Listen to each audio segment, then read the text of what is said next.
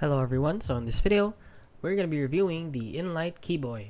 Now, this is basically a handheld that you can play retro games on it. So it is basically like a Game Boy from from way back. So if you buy this, you can play, for example, Pokemon on it. So let's head on over here to Reddit to see the reviews.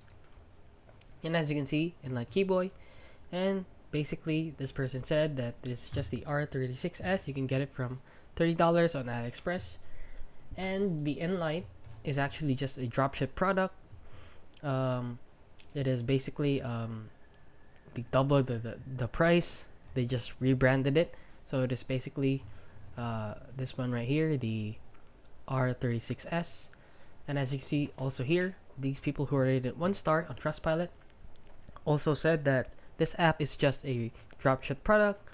And the people who rated it 5 stars basically don't know any better, which are parents who love the design, blah blah blah, and who don't know that you can actually buy this for a much cheaper price than double or triple the price of $30. And yeah, that is basically it. So this app is legit. This product is legit. However, you should buy it from the right people, for example, like AliExpress, and get it for much cheaper than Inlighte themselves. So yeah, that is basically it. So if you found this video helpful, please consider liking and subscribing.